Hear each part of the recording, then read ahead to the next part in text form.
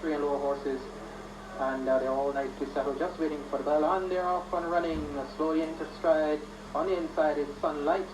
Delvita was quickly away from the outside, so too was Turbo. Turbo from between horses. Party Girl is nicely away. Immaculate is nicely away as well, and so is Isofan as he's pulling his way towards the front runner. So it's Delvita now picking up the lead and coming towards us for the first time. 6 furlongs to go, Delvita and Turbo doing the early running. Isofan is nicely settled in third spot on the inside. On the outside of that one comes Immaculate.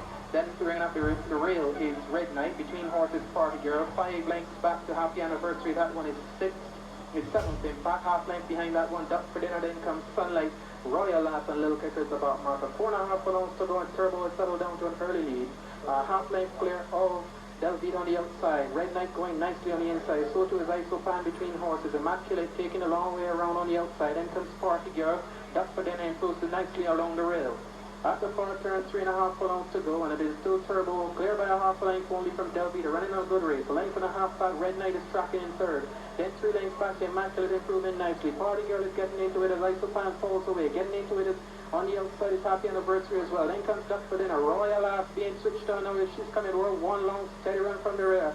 They have just under 2 furlongs to go on. Still in front on the inside is Turbo. On the outside, Delvita. Happy Anniversary with a big challenge from the outside. On the inside is Red Knight. Party Girl between horses and Royal Lass looking for racing room but finding none. Inside the final furlong. On the inside, Red Knight. Turbo on the outside. Between horses is Party Girl. Wide on the outside, Happy Anniversary. Royal Lass finishing like a train as they come to the wire. Party Girl is the one picking it up. Royal Lass finishing fast on the outside, and she finishes 4th. On the inside, Red Knight is second. Turbo is third. Then comes Happy Anniversary. Immaculate, Delvita. Then there is Duck for Dinner, Sunlight, Isofan, and Little Kicker. The winner, horse number 13, Party Girl, being led in by Mrs. June Hudson and Peter Patterson, and smiles all around, of course, and they're always smiles for winner. In recent times, the name Blue Ribbon Farm has been on the lips of most people. This farm is owned by Challenger Jones, former jockey and now trainer, and a man who's done quite well in the breeding industry. Join me now as we tour Blue Ribbon Farm. The farm was started and gradually added to. It used to belong to Tony Wright at first, 26 acres, and then Nigel Nunes and myself bought it over.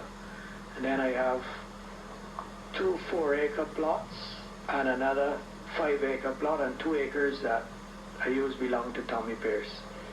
So it's about 40 acres in all. We're standing in some very tall grass. What kind of grass is this? This is Pangola, and that is, in my opinion, the life of a farm. We fertilize it and treat it just like sugar cane. We fertilize it and do all that, weed it and so forth. And when we have a lot, we bale it and put it up for the dry season. How important is grass to a horse? You said it just now, like blood? I think good grass is just as important as concentrates. And if the grass is lush, the horses don't want concentrates. They just eat a little bit, but they don't want. And they look better. I think natural, they eat they pick out the best part of what they want for their diet. So they don't have, they don't have to eat what you put before them. They can rummage around and get what they know is the best for them. There are some people who believe in keeping young horses out, especially late at night. What are your thoughts on this? Do you have a particular program for putting out your horses? I put out all my horses at night. When it's cool and when it's very hot in the day, I put in as many as I can. All the mares that are in foal get put in, and the others we put in shady places where they can go under the trees in the day. But all horses go out at night, except the stallions and the colts. We're looking at Encino, a French-bred stallion. He is by Millreef, and he's an unraced horse. He's standing his 2nd season in Barbados. So, Charlie, what does foals look like? His foals are very outstanding, and a lot of the foals were first mare foals, but I think they're outstanding, and I have used them again with mares that are going to foal this year, and I'm hoping they will even be better. He was a colt who was sold as a yearling for $950,000 US, and fractured his sesamoid, and it wasn't a successful operation, and he was bought as a stallion. One thing, Charlie, he's a damn good looking horse. Yes, I find so too, Mike. I agree with you there. This is Nosferatu. Came out for the 1991 Cockspur Gold Cup and ran a good race in that one. Came back and he won going 9 furlongs in excellent fashion, but broke down in that race and was not seen in action again. He is probably the best bred horse in the Caribbean. He's by champion Canadian Sir, Vice Regent, out of a mare that has already produced top class horses. Charlie, Nosferatu. Yeah, I think Nosferatu will make a very creditable stallion.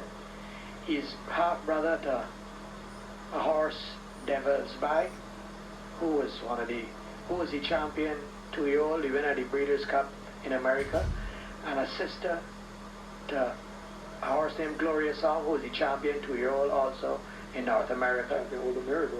And both winners of Grade 1 races and so on.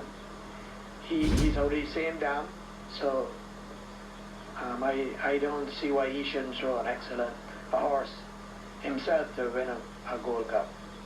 Perfect Horse is very likely race in the Caribbean. He was a Joe Hadid for a while and he went wrong, and then eventually he went to Patrick De Freitas, who won a couple of C-Class races with him. But he was never really a sound horse, and I don't think we ever really saw the true potential of this chestnut horse. He might be my guess who is a champion sire, and once again this is another Dance the Bloodline. Charlie, what has he been doing at stud? Well, I think he is a very underused stallion. Nearly every one of his foals have won, I think with the exception of 1 or 2. All the others have won and are good sprinters, sprinting type.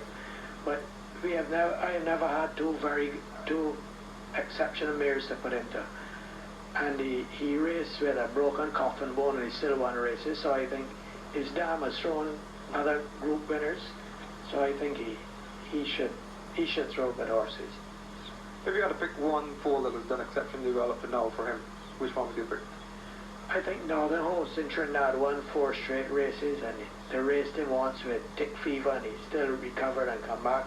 He just was second in the big race, and he was a horse with a lot of problems, and he's gone on to run up in C-Class. Charlie, you've got a very nice bunch of yearlings. How many do you have in this crop? There are 9 in all. I think there are 7 Encinos, 1 Stangrave Park, and 1 Banco Divin, and I have 1 La Banquier. 6 Encinos. Which one is this that we'll be looking at here? This is one belonging to Tommy Pierce, and this is by Encino out of Happy Chimes.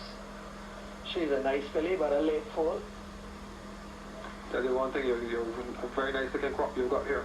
This is a colt by Encino out of Judy Conkers. This is brother to Conquering Hubert and Northern Host. 2 very good horses. We've got a nice chestnut filly here. Which one is this? This is Sugar and Spice Encino. She's a second foal out of the good mare Sugar and Spice. This one facing us here is belonging to Bison Ramanuk. This is by Banco Divin out of Irish Miss. Stangrave Park, Cool Breeze, going away from us. He's a nice colt. He was born in March.